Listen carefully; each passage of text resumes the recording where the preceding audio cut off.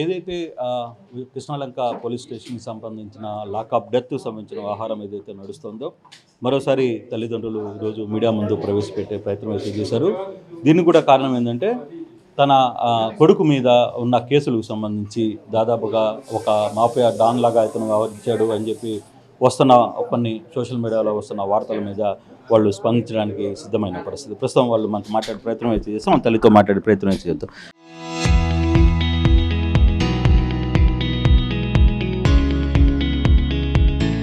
ఏమ్మా, ఈరోజు మీ కుమారుడికి సంబంధించిన వ్యవహారంలో మీ వాడు పెద్ద డాన్, అమెరికా లేదు ఇక్కడ నుంచి బెంగళూరు దాకా నేర సామ్రాజ్యం విస్తరించారు, నేర సామ్రాజ్యం ఉంది అని చెప్పి మాట్లాడుతున్నాను సమయం, అది కరెక్టేనా?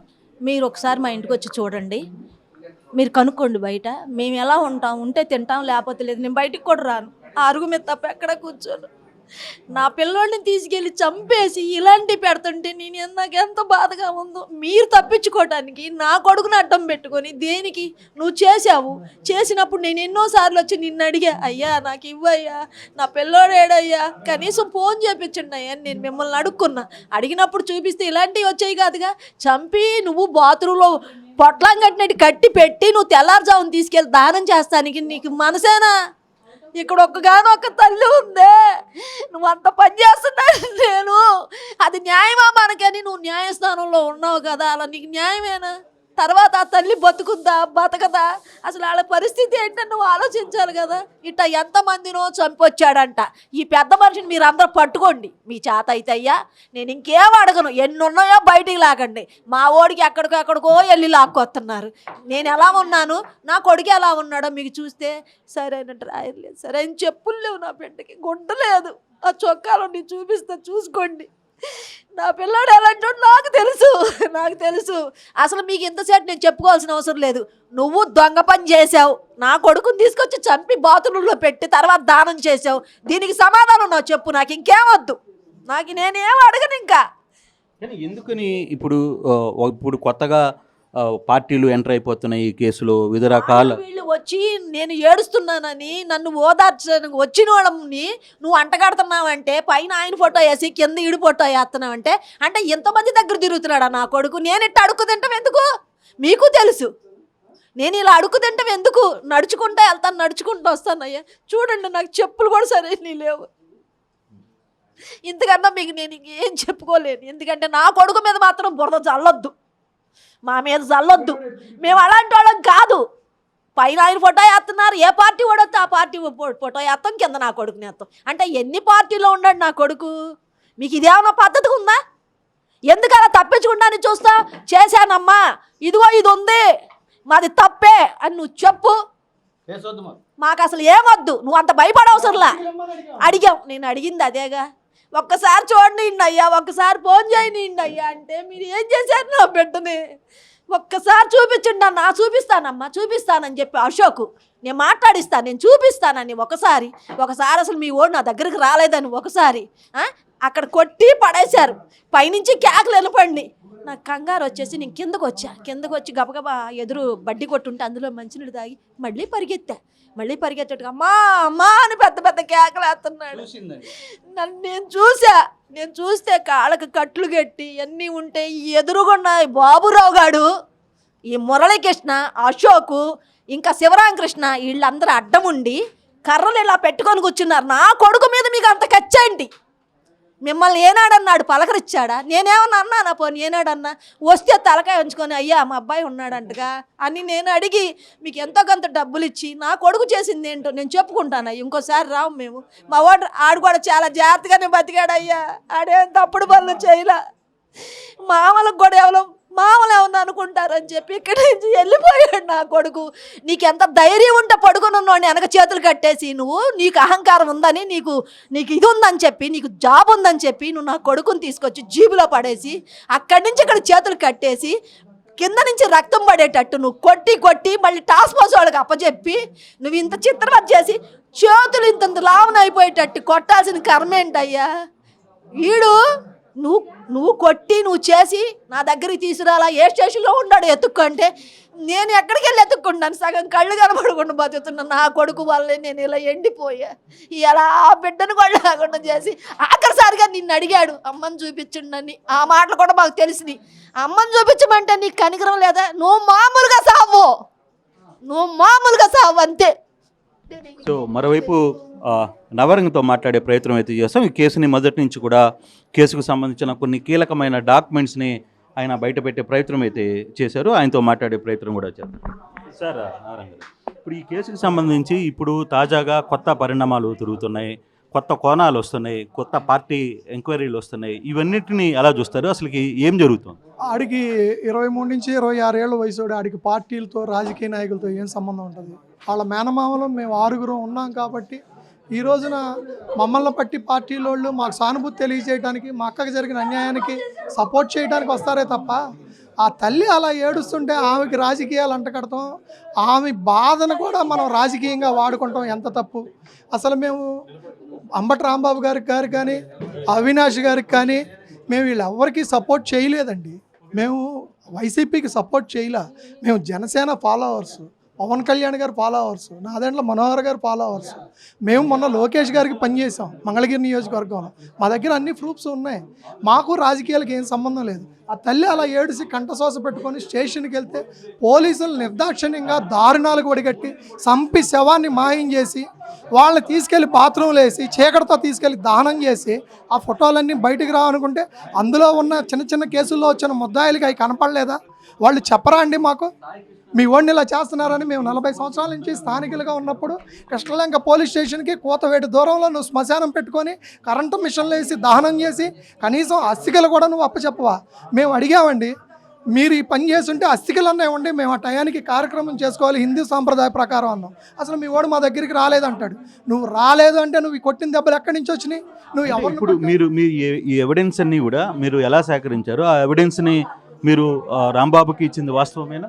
వాస్తవేనండి, మేమే ఇచ్చాము. ఇప్పుడు మమ్మల్ని ఎవరైతే కాపాడుకోవాల్సిన party Janasena party, TDP party ఎప్పుడైతే ఇది వెనక్కి వెళ్ళిందో మాకు సహాయం చేయకుండా, అంటే వాళ్ళ దాకా వెళ్ళనివ్వలేదండి లోకల్ నాయకులు. వాళ్ళ దాకా వెళ్ళనిస్తే మేము ఇంకొకరి దగ్గరికి వెళ్ళి చెప్పుకోవాల్సినంత అవసరం ఉండదుగా. ఇప్పుడు మావాడే మాకు సహాయం చేస్తే బయటతో ఫైట్ చేయాల్సిన పనే ఉంది. వీళ్ళు ఎప్పుడైతే మాకు చేయరని మాకు అనిపించిందో ఆ రోజున మేము ఆ ఎవిడెన్స్ వాళ్ళకి ఇవ్వడం జరిగింది.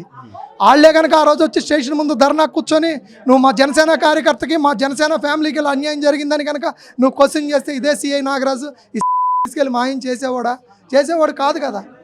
మా బాధ కూడా అదే. మాకు చేయాల్సిన వాళ్ళు న్యాయం చేయకపోగా బయట వాళ్ళు ఎవరో సానుభూతిగా వచ్చి న్యాయం చేస్తానికి వస్తే వాళ్ళ మీద మీరు నిందలు మోపితే అది కరెక్ట్ కాదండి. మేము ఇప్పుడు కూడా చెప్తున్నాం, పార్టీలే వాళ్ళు ఉంటాయి, రేపు ఉంటాయి. తల్లికి జరిగిన అన్యాయం ఎప్పటికీ ఉంటుంది. ఈ తల్లికి అన్యాయం జరిగింది, ఇంకో తల్లికి అన్యాయం జరగకుండా చూడండి. ఈ రాష్ట్రంలో ఏ తల్లి కళ్ళెమ్మటి నీళ్లు రాకూడదు. మా అక్క కంటే మేము 6 తమ్ముళ్ళు ఉన్నాం, ఓ 3 అక్కలు ఉన్నారు, 2 అక్కలు ఉన్నారు. ఇంకో వచ్చే తల్లికి ఎవరు ఉంటారండి? వాళ్ళకి ఎవరు సహాయం చేస్తారు? ఎక్కడికి వెళ్తారు?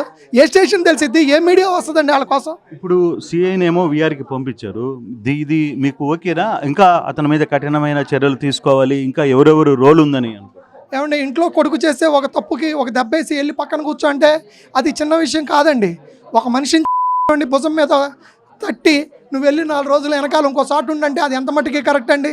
స్టేషన్లో ఇంతమంది కలిసి చేసిన దాష్టికానికి ఒక మనిషిని మాయం చేసి బూడిచ్చేసి తీసుకెళ్ళి దానం చేసేస్తే దానికి తీసుకెళ్ళి విఆర్కి పంపిస్తే సరిపోయిద్దా అండి? అది ఇప్పుడు సాయికృష్ణకి ఆయనకి తేడా ఏముందండి? సాయికృష్ణ కేసు చేశాడన్నారు కదా, మరి ఇప్పుడు ఈయన ఏం చేశాడండి? విఆర్కి పంపిస్తే సరిపోయిద్దా? చాలదు కదండి. వీళ్ళ మీద 302 కేసు కట్టండి. ఎంతమంది ముద్దాయిలు ఉన్నారో స్టేషన్లో ఆ రోజు డ్యూటీలో ఎంతమంది ఉన్నారో అంతమందిని తీసుకెళ్ళి సబ్ జైలుకి వేయండి, కేసును కోర్టులో వేయండి. నిష్పక్షపాతంగా మీరు ఇన్వెస్టిగేషన్ చేపించండి, పోలీసుల మీద తగిన చర్యలు తీసుకోండి. పోలీసులు అందరూ మంచోళ్ళు కాదండి. ప్రతి ఫ్యామిలీకి ఇంటికి పెద్ద కొడుకు ఎలాగో ఈ రాష్ట్రానికి పోలీసు పెద్ద కొడుకండి. వాళ్ళు తప్పులు చేసిన వాళ్ళు శిక్షిస్తారు, అది 100% కరెక్ట్ అండి. మేము తప్పులు చేయొద్దంటలేదు, మీరు చేసిన తప్పులు నిలదీస్తున్నాం. అంత కేసులో ఎవరెవరు ఇన్వాల్వ్మెంట్ ఉంది? ఏ కానిస్టేబుల్స్ ఎలా పేర్లతో మీకు ఏమైనా ఐడియా? 100కి 200% సిఐ నాగరాజు గారే ఇందులో మొత్తం. దానికి తోడు కానిస్టేబుల్స్ అందరూ ఉన్నారు. ఆ రోజు డ్యూటీలో ఉన్న ప్రతి ఎస్ఐ, కానిస్టేబుల్, రైటర్తో సహా A to Z ఉన్నారండి. ఆ రోజు డ్యూటీలో ఉన్నోళ్ళు, మాయం చేసిన వాళ్ళు, అందులో పాలు పంచుకున్న వాళ్ళు 7-8 మంది దాకా ఉన్నారు. ఆ 7-8 మంది మీదే మాకు కక్ష, కానీ వేరే ఎవరి మీద మాకు భేదాభిప్రాయం. చనిపోయిన తర్వాత పోలీస్ స్టేషన్ నుంచి మృతదేహాన్ని బైక్లో తీసుకువెళ్ళారు అని వస్తున్న వార్తలు నిజమంతా మీకున్న సమాచారం? మాకున్న సమాచారం ప్రకారం ఫస్ట్ తీసుకెళ్ళి కొట్టి హాస్పిటల్లో చూపించారండి. ఆ ఫోటో ఎవరో తీశారండి. అక్కడ తీసిన వాళ్ళు మా అభిమానులు, వాళ్ళ పేర్లు చెప్తే వాళ్ళు బయటకు వచ్చే పర్సన్స్ కాదండి. ఆ ఫోటో మేము బయటకు వదిలాము. తర్వాత తీసుకెళ్ళి బాత్రూంలో వేశారండి. ఎవరు లేని టైం చూసి చీకటితో తీసుకెళ్లి బరియల్ గ్రౌండ్కి దహనం చేశారండి. మాకు పక్కా సమాచారం ఉందండి. ఆ రోజు స్టేషన్లో ఉన్న ముద్దాయిలందరినీ మీరు వెళ్ళిపోంటారా రిలీజ్ చేసేసామని కొంతమందిని పంపించారండి. వీళ్ళతో పాటు తీసుకొచ్చిన వాళ్ళందరినీ కూడా కేసు కట్టి ఎఫ్ఐఆర్ కట్టి సబ్ జైలుకి పంపించారండి. మాకు అందరూ సహకరించారు కాబట్టి మాకు రాధారంగ మిత్రమండలి చెన్నుపాటి శ్రీను గారు కానీ, మాకు కొల్లకొండ శివాజీ గారు కాంగ్రెస్ పార్టీ తరఫున కానీ, నరహర్ శెట్టి నరసింహారావు గారు మా బావగారేనండి సిటీ కాంగ్రెస్ అధ్యక్షుడు, వీళ్ళ ఆకుల శ్రీనివాస్ గారు మా బ్రదరేనండి. వీళ్ళందరూ మాకు సహాయ సహకారాలు అందించారు. చందు జనార్దన్ గారు కానీ A to Z మాకు విజయవాడ సిటీ నుంచే కాదండి, రాష్ట్రంలో ఉన్న అన్ని సంఘాల నుంచి మాకు సపోర్ట్ ఉందండి. అయితే ఇప్పుడు మీరు ఈ విషయాన్ని పవన్ కళ్యాణ్ దృష్టికి తీసుకెళ్లే ప్రయత్నం చేశారా? అక్కడ ఏమన్నా జరుగుతుందా? మీరు ఆశాభావం వ్యక్తం చేస్తున్నారా? పవన్ కళ్యాణ్ గారి దగ్గరికి వెళ్తాం ఇప్పుడు కుదరదండి. ఆయన ఢిల్లీలో ఉన్నారు. పవన్ కళ్యాణ్ గారి దగ్గరికి వెళ్ళనివ్వకుండా కొంతమంది ఆపిన మాట వాస్తవం అండి. మన కులమేనండి సిఐ గారు, మనం రాజీ పడదాం అన్నమాట వాస్తవమే. వెళ్ళిపోమన్నామండి. మేము ఇక్కడి నుంచి గెట్ అవుట్ అన్నాం. మేము అలాంటి వ్యక్తులం కాదు. రూపాయికి అమ్ముడుపోయే వాళ్ళం అయితే మేము ఎప్పుడో వైట్ షర్ట్లు వేసుకొని మంచి కార్లు వేసుకొని కారుల్లో తిరిగేవాళ్ళం. మేము కూడా కాళ్ళు పట్టుకొని బతికేవాళ్ళం కాదు. ఏడా చేస్తే ప్రశ్నించేవాళ్ళం కాబట్టి మేము పవన్ కళ్యాణ్ గారిని నమ్ముకొని బతకడం జరిగిందండి. ఇది ఓవరాల్గా చెప్తున్న పరిస్థితి. కుటుంబ సభ్యులు నిన్న ఆర్టీవీతో ఎక్స్క్లూజివ్గా మాట్లాడారు. ఈరోజు కూడా ఫర్దర్గా జరుగుతున్న వ్యవహారాలు ఏంటి, ఈ కేసుకు సంబంధించిన దీంట్లో కూడా దాదాపుగా 20 కేసులు ఉన్నాయని వస్తున్న నేపథ్యంలో అసలు ఎన్ని కేసులు ఉన్నాయి ఏంటి అని తెలుసుకునే ప్రయత్నం కూడా చేద్దాం. ఏమా ఇప్పటి వరకు కొత్తగా ఒక కొత్త స్టోరీ చూస్తున్నాం. ఎవరైతే చనిపోయిన సాయి ఉన్నాడో సాయికి 23 కేసులు ఉన్నాయి. ఓ నేర సామ్రాజ్యాన్ని స్థాపించాడు. పెద్ద ఎత్తున అతనికి చాలా సెటిల్మెంట్లో ఇన్వాల్వ్మెంట్ ఉంది అని. ఎన్ని కేసులు ఉన్నాయి? మీ దగ్గర ఉన్న సమాచారం? నా దగ్గర ఉన్న సమాచారం ప్రకారం 2 కేసులే ఉన్నాయండి. అన్ని కేసులు కూడా క్లోజ్ అయిపోయినాయి, కొట్టేసరి. జరిగి కూడా 8 సంవత్సరాలు అయింది. 8 సంవత్సరాల నుంచి అతను వేరే చాట ఉంటున్నాడు. ఆ 2 కేసుల్లో కూడా వారెంట్ పెండింగ్ ఉందండి. ఎందుకంటే తను విజయవాడలో ఉండట్లేదు కాబట్టి రాలేకపోయాడు. ఆ వారెంట్ పెండింగ్ మీదే తీసుకొచ్చాడు. అది నేను మీకు ఎవరికైనా చెప్తున్నా, బందర్ రోడ్లో అంబేద్కర్ బొమ్మ దగ్గరికి రండి, వాడి మీద ఎన్ని కేసులు ఉన్నాయో ఛాలెంజ్ చేసి నేను నిరూపిస్తా. అది నేను చెప్తాను. అంటే మీ దగ్గర ఉన్న ఈ ఎఫ్ఐఆర్లో కావచ్చు, లేకపోతే దీంట్లో NAW 1, 2 ఉన్నాయి అంటున్నారు. తర్వాత ఏమైనా ఉందా? ఉందండి. అదైతే ప్రూవ్ అవ్వలేదు. పిల్లలు బర్త్డే పార్టీలో కొట్టుకున్నారు. అందులో 5-6 ఉన్నారు. వీడొక్కడే లేడండి, 5-6 ఉన్నారు. ఎఫ్ఐఆర్ ఫైల్ అయింది. ఛార్జ్ షీట్ వేయలేదు ఇంకా. ఎందుకు ఈ కేసులు 22 కేసులు 23 కేసులు అని ఒక సోషల్ మీడియాలో ఎందుకు నడుస్తుంది? ఎందుకు చెప్తున్నారంటే పేటీఎం బ్యాచ్ ఉందండి. మన వాళ్ళకి పేటీఎం బ్యాచ్ ఉంది. ఆ పేటీఎం బ్యాచ్ వాళ్ళు ఏం చేస్తున్నారంటే మమ్మల్ని రాజీ చేసుకోండి అని చెప్పేసి వచ్చారు వీళ్ళ దగ్గరికి. అదేంటి అబ్బాయిని చంపేసి రాజీ చేసుకోవడం ఏంటి? మీరు అబ్బాయిని చూపించండి అప్పుడు మాట్లాడదామన్నాం. మేము రాజీకి రాలేదని అసత్య ప్రచారం చేస్తున్నారు. ఏ రాజకీయ పార్టీకి ఈ పిల్లడికి సంబంధం లేదు. ఏ రాజకీయ పార్టీలోనూ కూడా అతనికి సభ్యత్వం లేదు.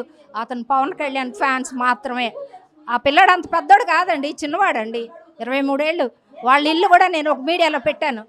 వాళ్ళ ఇల్లు కూడా వీడియో తీసి ఒక మీడియాలో పెట్టాము. పవన్ కళ్యాణ్ ఫ్యాన్స్ అంటున్నారు. మరి ఆ పవన్ కళ్యాణ్కి సంబంధించిన జనసేన నాయకులు కావచ్చు, వాళ్ళు ఎవరైనా మీకు ఆదుకునే దానికి ఈ వ్యవహారంలో వచ్చారా? వాళ్ళు వచ్చారండి. వచ్చి కూడా మాకు సపోర్ట్ చేయట్లేదు. అయింది ఏదో అయిపోయింది కదండి, మరి మీరు ఏదో చేసుకుంటే మంచిది. అందరూ మన కమ్యూనిటీ వాళ్ళే కాబట్టి మన కమ్యూనిటీ వాడిని పైకి తీసుకురావాలి. వీడు చచ్చిపోతే చచ్చిపోయాడు, మేము ఇచ్చింది తీసుకొని నోరు మూసుకొని అన్నారు.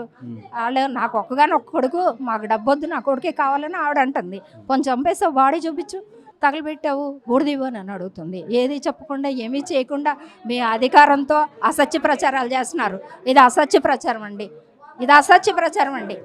ఇది వాళ్ళ మేనకోళ్ళు మేనల్లుడికి సంబంధించిన వ్యవహారంలో తను పూర్తిగా కూడా ఒక లాయర్గా కూడా ఈ కేసుని చూస్తున్నారు కాబట్టి తన మీద ఓన్లీ 2 కేసులు మాత్రమే ఉన్నాయి. కాకపోతే దీని మీద కొంతమంది జనసేనలో సంబంధించిన నేతలు కూడా వచ్చి ఈ కేసుని సర్దుబాటు చేసే ప్రయత్నం కూడా చేశారు. అయినా కూడా మేము ఒప్పుకోలేదు. ఈ కేసుకి మాకు కావాల్సింది ఒకటే, ఎవరైతే చనిపోయారో ఆ బాధితులు ఎవరైతే ఉన్నారో వాళ్ళందరూ కూడా ఈ కేసుకి సంబంధించి పూర్తిగా కూడా వాళ్ళందరికీ శిక్ష పడాల్సిన వరకు మా పోరాటం ఆగదు అని బాధితులు చెప్తున్న పరిస్థితి.